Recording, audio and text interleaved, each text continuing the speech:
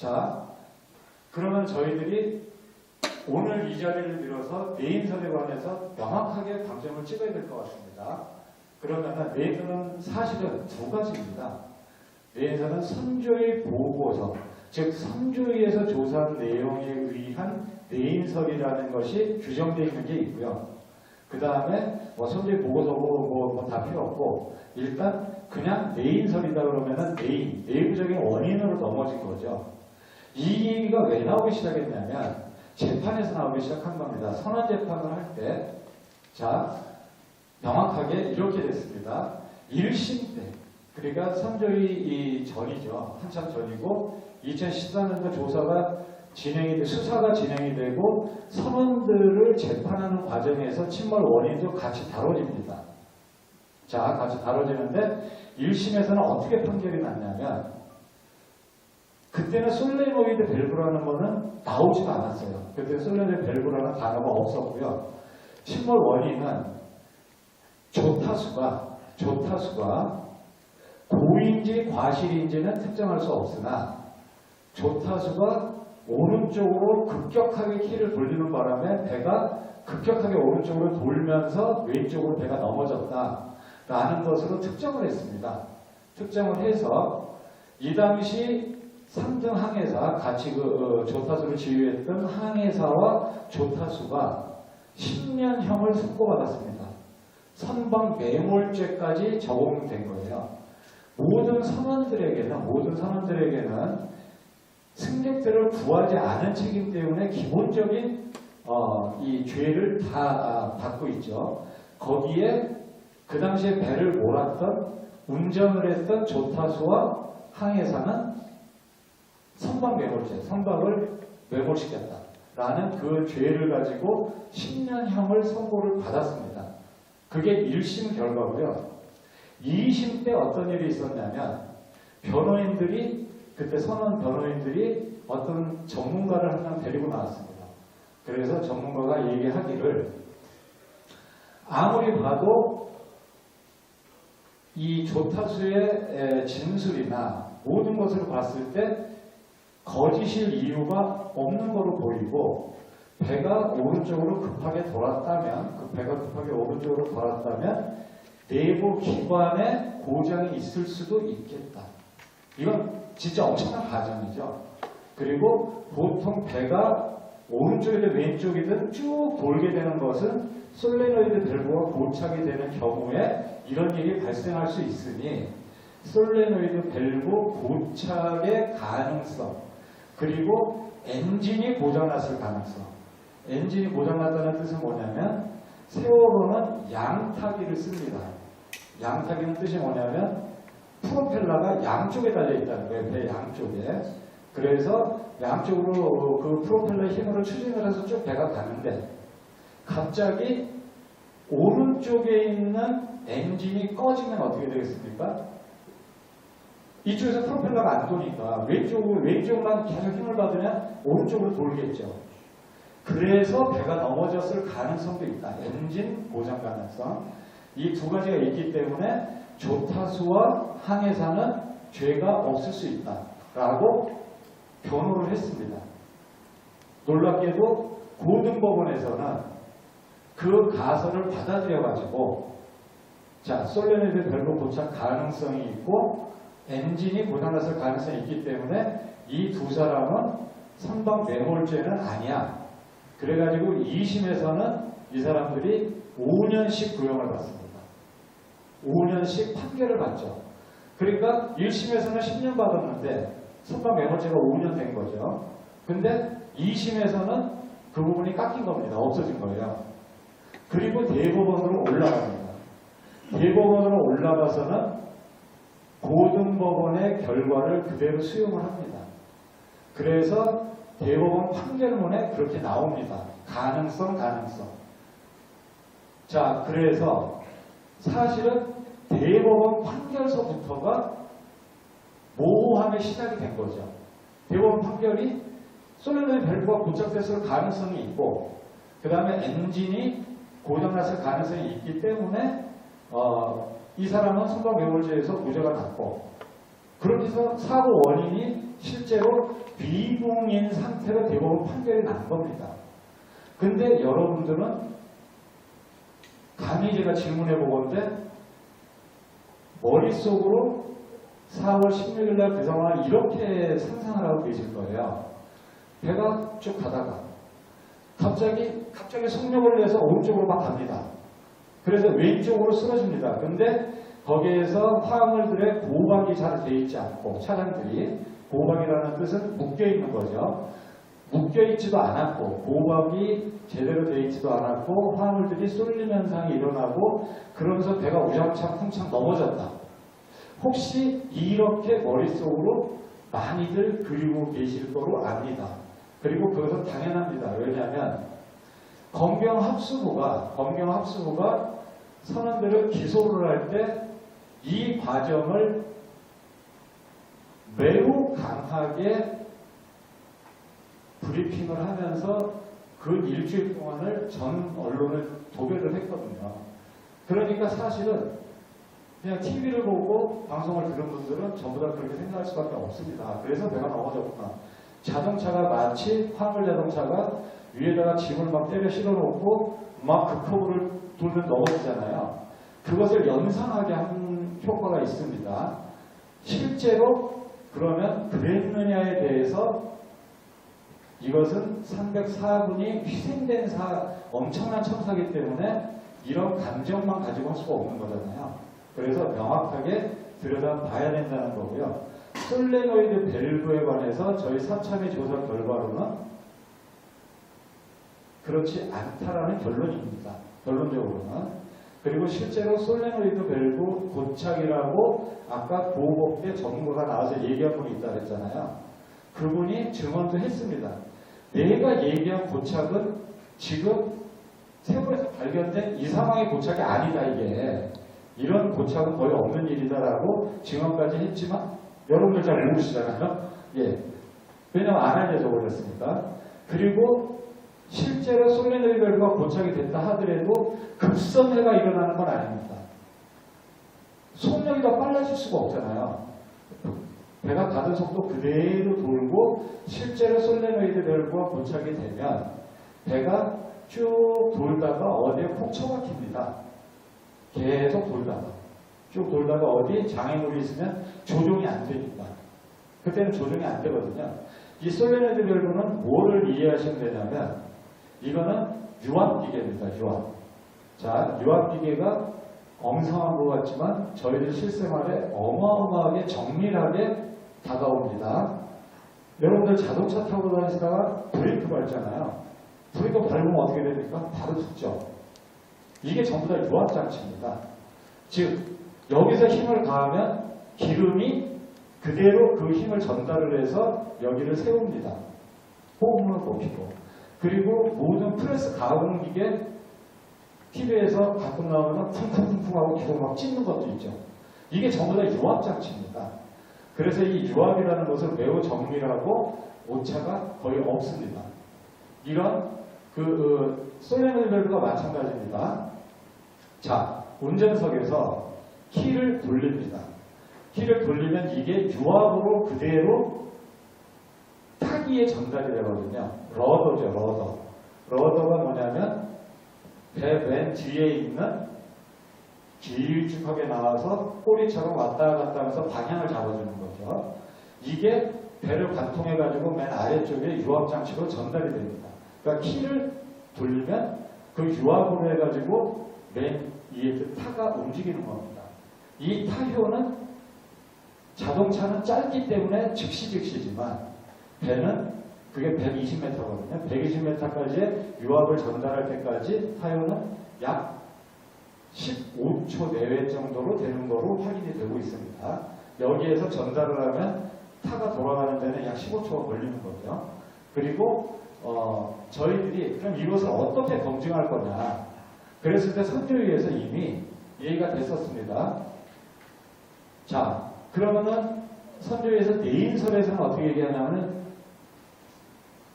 배를 인양을 해서 건져가지고 타기실에 들어가서 본인이 거기에 있는 유압 밸브가 밀려있기 때문에 이것은 100% 고착이 된 것이다. 이렇게 규정을 하고 거기에서부터 시나리오를 써갔는데 열린 안에서는 설령 그렇게 됐다 해도 이것은 유압으로 해서 된 게 아니다. 이거는 뭔가 문제가 있다. 그래서 이거는 정밀하게 동일하게 제품을 만들어서 설계를 해서 해봐야 된다라고 주장을 했었습니다. 그래서 저희들은 이 배가 일본 배잖아요. 그리고 가와사키 중공업에서 이 솔레네드 밸브를 만들었기 때문에 이 배라는 것은 이 건조를 할 때, 배를 건조를 할 때 어느 한 회사가 다 이것을 만드는 게 아닙니다. 부품마다 회사가 달라요. 그것을 조립해 놓는 거거든요. 그래서 이 솔레네드 밸브는 가와사키 중공업에서 만들었고 저희들은 가와사키 중공업하고 계속해서 소통을 해가면서 솔레노이드 밸브를 동일하게 만든 겁니다. 똑같이 만들어서 모든 시험을 다 해본 거예요. 케이스 14가지 케이스를 다 해봤습니다. 다 해봤을 때 그 과정은 그 과정을 설명드리면 너무 길어서 어쨌든 결과적으로는 가능성이 거의 없다. 여기서 이것은 아시면 됩니다. 왜 솔레네드 밸브 고착에 문제가 발생을 했냐면 자 탈을 오른쪽으로 살짝 돌렸을 때 그 유압이 전달이 되잖아요. 유압이 전달되는 그 중간에 밸브가 고착이 돼서 기름을 계속 보내줍니다. 그럼 어떻게 되겠어요? 계속해서 기름을 보내주니까 러더는 계속해서 돌아가겠죠. 그러면은 그게 오른쪽으로 작동을 해서 솔레네드 밸브가 고착이 되면은 기름을 계속해서 오른쪽으로 보내주니까 오른쪽으로 고정이 되겠죠. 자, 고정이 됐는데 1, 2, 3정이 출동을 했을 당시에 배가 45도로 넘어가 있었을 때거든요. 근데 러더가 물에서 포착이 된 겁니다. 영상에 보면 1, 2, 3정이 찍은 영상에 보면 러더가 포착이 됐는데 만약에 고착이 돼가지고 끝까지 밀고 나갔으면 이 러더는 우연 35도로 우연 37도까지 가야 됩니다. 최대한 각도인 우연 37도까지 하늘을 보고 올라와 있어야 돼요. 하늘이 수평, 이 바다가 수평이라고 하면 위로 37도가 올라와 있어야 됩니다. 왜냐하면 배는 넘어졌어도 유압은 계속 작동을 하고 있기 때문에 이 배가 폭탄을 맞은 게 아니기 때문에 유압장치가 이상이 있으리라는 상상할 수가 없습니다. 유압장치가 고장이 났으면 그대로 유압이 계속 밀려가지고 러더가 하늘을 보고 있어야 되거든요. 근데 찍힌 영상에는 수평보다 더 아래로 내려가 있어요. 유압이 빠졌다는 얘기예요. 자, 사고는 8시 50분경에 났는데 찍힌 영상은 9시 25분경입니다. 그러면은 약 35분이 지났는데 러더가 힘이 빠져가지고 벌써 내려와 있다는 거예요.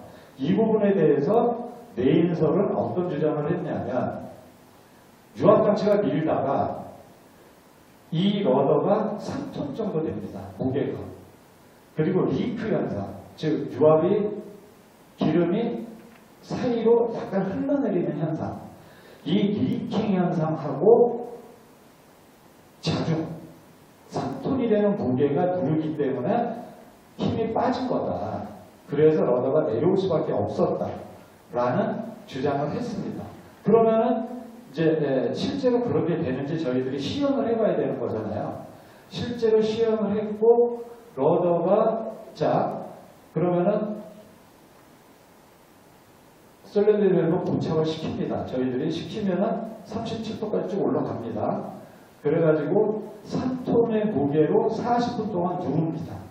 실제로 이제 3톤이니까 3톤으로 누르고 리크 현상은 뭐냐면 기본적으로 0.0 몇 %까지는 기름이 누유될 가능성이 있다. 누유되는 거죠. 그러니까 압력이 빠질 수 있다. 이렇게 해서 이 두 가지를 동시에 실행을 해서 저희들이 40분을 견뎌봤는데 실제로 2도밖에 안 내려왔습니다. 2도. 실제로 37도에서 좌연 8도까지 가려면 몇 도입니까? 40도가 넘게 내려온 거잖아요. 근데 저희들이 실제로 눌러보니까 2도밖에 안 내려왔다는 거예요. 즉 실제로 솔레네이드를 고착이 돼 있었다면 하늘을 보고 있어야 됩니다. 촬영을 할 때. 그것을 저희들이 확인까지 했고요. 모든 가능성을 조사했을 때 거의 가능성이 없다라고 결론을 내렸다는 점, 그리고 보수적인 판단을 하는 전원이었지만 이 부분은 오케이를 했습니다. 그러니까 즉 침몰 원인의 가장 중요한 아이템이었던 솔레노이드 밸브 고착은 아니었다. 아니었을 가능성이 높다. 이렇게 결론이 난 겁니다. 그러나 여전히 그 부분을 주장하고 계시는 분들은 저희들만 100% 맞다고 할 수가 없기 때문에 근거를 제시해야 되는데 사실 근거는 없습니다. 자, 이게 하나의 팩트고요. 두 번째는 아까 말씀드렸죠. 선체가 20도로 넘어갈 때 최초의 화학물 이동이 벌어져서 그것이 D데크라는 제일 아래쪽에 있는 지하실에 선적되어 있던 50톤이라는 공기를 가진 드라이어가 나란히 3대가 있었고 20도가 되니까 이놈이 확 쏠려서 도미노 현상을 일으켜서 처음으로 배가 넘어가는 동기를 제공했다. 이게 20도가 중요합니다. 자연 20도가. 이게 바로 최초 화학이동 가설의 핵심입니다. 그래서 일단은 제가 이 내인설에 관해서는 확실하게 과학적인 근거로 정리가 됐다는 점을 안 알려졌기 때문에 과학적으로 확인을 해보겠습니다. 이것은 제가 직접 22년 재작년 5월 달에 전원위 할 때 직접 발제를 하고 설명을 했고 전원위에서도 어느 누구도 여기에 대해서 반박을 하지 못했습니다.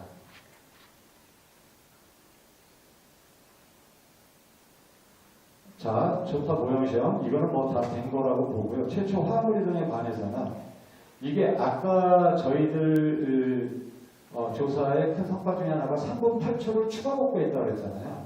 여기에 나오는 겁니다. 여기에서 영상이 잡힌 거예요. 자, 이게 바로 종합보고서에 이쪽에 보면 최초 화학물 이동 파트가 나오고 이 최초 화학물 이동에서 아까 그런 그 내용이 적시가 되어 있는 겁니다. 그리고 3분 8초 복구했다는 거. 자, 여기서부터 이제 화면을 잘 보시면 여기 이 블루 원으로 된 게 저게 고박장치예요. 고박장치는 뭐냐면 저 위에 실려 있는 게 드라이어 곡물 건조기. 저기다 이제 곡물을 넣고 건조를 시키는 겁니다. 저게 50톤 돼요, 무게가. 그리고 네 군데에다가 저렇게 사슬로 딱 걸어놨습니다. 자, 이게 4월 15일 날 실제로 드라이어가 선적되기 전에 찍힌 블랙박스예요. 블랙박스에서 확인한 거고. 그리고 여기서 CCTV 카메라의 위치가 중요한데 이제 CCTV는 자, 좌연에 한 대, 그러면 우연에 한 대 이렇게 해서 이게 49분 31초까지 아까 복구가 됐다고 했잖아요. 거기에서 드라이어가 보인다는 겁니다. 자, 여기가 D데크인데요. D데크는 어떤 데크냐면 요 바로 아래쪽에 E데크라는 데도 있습니다. E데크는 차량을 못 실어요. 거기는 차량을 실을 수 있는 공간이 안 나오고 거기는 주로 배관이 깔려있고 힐데크라 해가지고 평형수들 물을 싣고 다니는 이런 데고 바로 그 위에 이제 차량들을 얹을 수 있는 마지막 이 지하죠. 거기에 이 이렇게 세 개를 곡물 건조기를 싣습니다. 자, 이거는 아직 화물들이 올라오기 전이죠. 그러니까 4월 15일 8시쯤에 자, 아무것도 없는 D데크입니다. 이제 이 카메라, 이 37번 카메라를 보면 쭉 나옵니다. 자, 근데 여기 뭐가 실리죠? 철근이 실리죠. 철근. 자, 여기서 8시에 아무것도 없다가 오전에 시간 특정이 안 됩니다. 이렇게 철근이 실립니다. 그리고 그 뒤로 철근이 한 번 더 실립니다. 여기만 실리는 게 아니라 좌현, 우현 똑같이 실리죠. 여기가 우현이고 여기가 좌현입니다. 자, 여기에서 철근 더미가 이렇게 있고 철근 더미는 이쪽에 있을 텐데 지금 다른 것들을 밖에 이 앞에다가 쌓아놓은 바람에 잘 안 보이죠. 지금 상황은. 그리고 세 대가 나란히 실리죠. 이게 드라이어입니다. 이 녹색이. 드라이어가 이미 4월 16일 8시 49분 17초 때도 이렇게 이제 실려 있었다는 겁니다. 드라이어. 실제로 드라이어가 이렇게 실렸다는 것이고, 여기에 철근 더미가 살짝 보이시죠? 철근 더미. 여기 이제 우연입니다. 그러니까 배가 앞쪽으로 지금 선수 방향에 딱 가리켜 있잖아요. 그러니까 이제 상상을 하세요. 여기가 선수 방향이고, 오른쪽에 아까 그 쌓았던 철근 더미가 있어요. 물론 왼쪽 끝에도 있습니다. 똑같이 있습니다. 이 배가 이렇게 기울어지면 언젠가는 이 철근 더미가 쓰러지겠죠. 언젠가는. 쓰러지면 요 위치가 딱 요 고박하고 있는 그 쇠사슬하고 비슷하거든요. 여기를 내인선은 뭐냐면 배가 20도가 기울어지니까 이 철근 더미가 무너집니다. 무너져서 이 고박 장치를 끊는 거예요. 탁 치는 거죠. 탁 쳐서 끊어지면 자동적으로 이 드라이어는 어떻게 되겠습니까? 왼쪽으로 굴러 떨어지겠죠. 이렇게 가설을 세운 겁니다. 그래서 실제로 이제 두 번째 채널을 보겠습니다. 여기가 이 운전석이고요. 굉장히 깁니다. 이 트레일러 중간이. 그리고 이제 트레일러 싣고 가는 차가 진입을 하는 거죠. 여기가 우연 쪽이고. 그래서 들어가죠. 들어가서 딱 자리를 잡습니다. 이제 자리를 잡은 거예요. 지금 여기서 뭐가 보입니까? 드라이어의 맨 뒤쪽이 보이죠? 드라이어 맨 뒤쪽.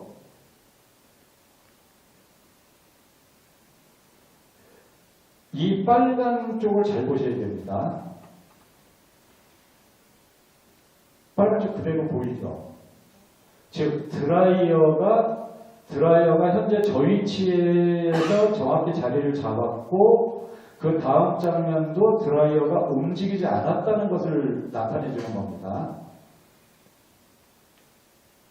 자, 그리고 또 차들이 계속 실립니다. 근데 저 빨간 선 안에서는 여전히 드라이어의 꼭지가 보이죠. 확실히. 이때가 언제냐? 자, 위를 보시면 49분 25초입니다. 추가 복구를 해놓은 영상에 49분 25초고 전화선 기울기, 즉 배 기울기가 17.9도가 돼 있을 이미 기울은 상태예요. 이미 기울은 상태인데 지금 요 빨간 라인 안에 있는 끄트머리는 보이고 있습니다. 그 다음 49분 26초, 그 다음에 또 26초, 27초, 약간 기울등이 있죠. 여기가 마지막입니다. 진짜 저희들은 너무나 중요한 추가 복구 영상인데 49분 31초 점은 밀리세컨드까지 나오는 겁니다. 이 복권 영상의 그 시간이 49분 31.355초에 이미 전화선 기울기는 20.9도 플러스 알파입니다. 전화선이 벽에 딱 기댄 시간이 28초에 전화선이 벽에 붙거든요. 그 다음부터는 전화선이 더 이상 기울지 않습니다. 그러니까 상식적으로는 더 기울었겠죠. 근데 벽에 붙는 바람에 그냥 똑같은 도수가 나온 거고요. 이랬을 때 중요한 건 이 빨간 선 안에 있는 드라이어의 끄트머리가 계속 노출이 되고 있다는 것은 뭘 얘기하냐면 넘어지지 않았다는 거예요. 근데 선조의 보고서에 의하면 이때 이미 넘어갔어야 됩니다. 명백히 사실과 다른 상황이에요, 지금. 그래서 이게 지금 영상을 조금 더 확대를 해봅니다. 이게 214%로 확대해서, 자, 드라이어가 있고, 드라이어의 윗부분, 이게 변하는지 안 변하는지를 보시면 돼요.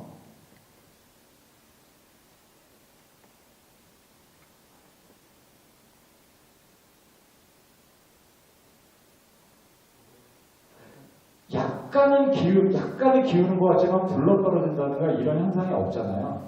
그리고 이거는 이미 20.9도 플러스 알파이기 때문에 이런 상황이 다행히 영상으로 포착이 된 겁니다.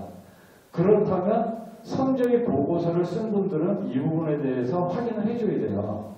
그럼 선조의 보고서는 일단 이 부분은 최초 화물 이동은 사실과 다르다는 점을 인정해야 됩니다. 그리고 안타깝게도 이 선조의 보고서에 내인서를 쓴 책임자가 저희 사참위의 참사 보고서의 집필 팀장으로 선임이 돼서 저희들하고 갈등이 엄청나게 많았습니다. 이분은 전혀 인정하지 않았고요. 그리고 최초 보고서를 냈을 때 내인설에 근거한 보고서를 냈어요. 저희들 조사 결과가 있음에도 불구하고. 그러면 어떻게 되겠습니까? 저희 입장에서는 사실 너무 문제가 큰 거잖아요. 그렇게 되면. 그리고 갈등을 안 할 수가 없었다라는 말씀을 다시 한번 드리는 겁니다.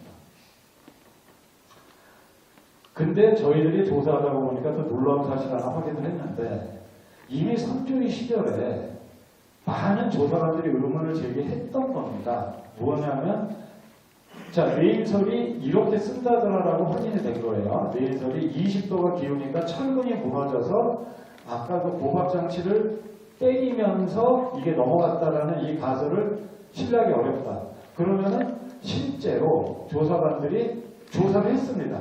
철근이 몇 도 되면 쓰러지냐. 아까 그 우측 좌측에 이렇게 쌓여있던 철근이 있잖아요. 그 철근을 똑같이 배치를 해서 자, 실험을 했습니다. 결과적으로는 그대로 차에 실어가지고 차를 기울여 보니까 35도 이전에는 철근이 쓰러지지가 않았습니다. 아예. 그리고 이것이 전문가들은 상식이라고 항상 얘기를 했기 때문에 그래도 안 믿으니까 저 보고서가 저렇게 나가면 큰일 나니까 이 결과를 선조의 조사관들이 직접 실험을 해가지고 밝혀낸 거예요. 근데 이 보고서는 어디에도 실리지 못했습니다. 선조의 보고서에 안 나옵니다. 이제. 그냥 조사 결과만 조사관들이 써놓고 어디다가 런칭이 안 된 거예요. 안 받은 거죠. 왜냐하면 이걸 받으면은 선조의 보고서의 내인서를 집필할 수가 없는 거예요. 이런 엄청난 상황도 있었습니다. 그래서 철근 이동 실험 결과를 요약해 보면 35도 이하의 환경사에서는 철근 더미 자체가 움직이지 않습니다. 이거 상식적입니다. 왜냐하면 철근은 아시겠지만 무게도 있지만 거기에 다 이렇게 홈이 있잖아요. 그리고 1층을 쌓고 난 다음에 거기다 반목을 댄다. 나무를 대고 그게 또 하나 올리거든요. 마찰력이 대단히 세다는 얘기죠. 그것이 20도 되니까 넘어져 내려왔다. 이것은 사실은 아니었습니다. 그래서 디데크 차량의 드라이어 버전 검토 결과로는 49분 31초, 29도, 20.9도 플러스 알파 현재 디데크의 드라이어 포함해서 어떤 차량 이동도 포착되지 않았다는 겁니다. 즉 배가 20.9도까지 기울 때까지는 차량은 움직이지 않았다는 거예요. 바퀴가 움직이지 않았다는 거고요. 실제로 C데크에 있는 바퀴가 움직이기 시작한 시간은 배가 33도에 이르면서 움직이는 것이 블랙박스에 다 나옵니다. 단지 D데크에 있는 블랙박스가 단 한 대도 복구되지 않았기 때문에 이런 주장이 가능했던 겁니다. 그래서 내인설에 관해서는 솔렌 밸브 고착과 최초 화물 이동 등에 대한 사참위 조사 결과 두 가지 가설 모두가 사실이 아닌 것으로 밝혀졌다. 따라서 앞으로 내인서는 이 두 가지 근거는 제하고 설득 가능한 다른 근거를 제시해라. 그래서 마지막 저희들 조선학회죠. 대한조선학회하고 저희들이 이제 설전을 벌였는데 조선학회에서 더 이상 이거 가지고는 말이 안 되잖아요. 이제 본인들도 압니다. 그러니까 단순하게 나옵니다. 보건성이 터무니없이 낮았다. 이제는 보건성밖에 할 얘기가 없는 거예요. 보건성이 터무니없이 낮았다. 차라리 내인설에서는 보건성까지도 냈습니다. 선조의 보고서 팀들은 본인들이 추정할 때 보건성이 0.306이다 이렇게 냈는데 0.306이면은 10분노트로 가면은 10분노트로 가서 배가 선회를 하면은 사실은 바로 넘어집니다. 이거는 네덜란드에는 마린에 가서 저희들이 이 선회 실험을 할 때 이미 확인이 된 겁니다. 자, 그런데 이미 세월호는 두 번에 걸쳐서 최소한 두 번에 걸쳐서 15도와 20도를 10분노트와 20노트의 속력으로 선회를 합니다. 실제로 선회할 증거가 있고요. 근데 그때 5도 이상 배가 기울어지지 않습니다. 그 얘기는 뭐냐면 내인설이 주장하듯이 내인설이어야 하는 분들이 주장하듯이 터무니없이 낮았다 가지고는 설명이 안 되는 대목입니다. 그대로.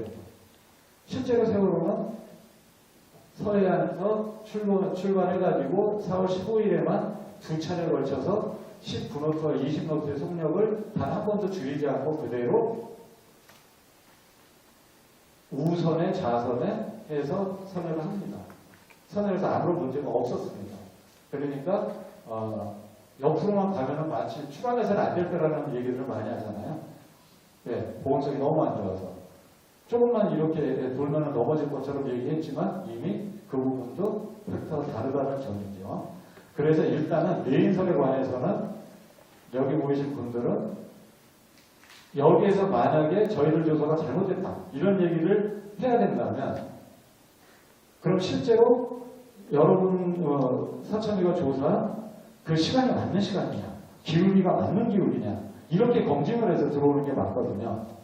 근데 이제 그 부분은 저희들은 얼마든지 답변할 준비가 돼 있게 다 정밀하게 다 계측을 해놓은 결과이기 때문에 그건 토론이 가능한데 이쪽으로 얘기를 안 들어오는 무슨 거죠. 이거는 무시하고 그냥 주장만 지금 남하고 있다는 점 참고를 해 주시면 좋겠습니다. 그래서 선조위에 관해서 내인설은 사실은 사실과 다르다 이렇게 정리를 했다는 겁니다.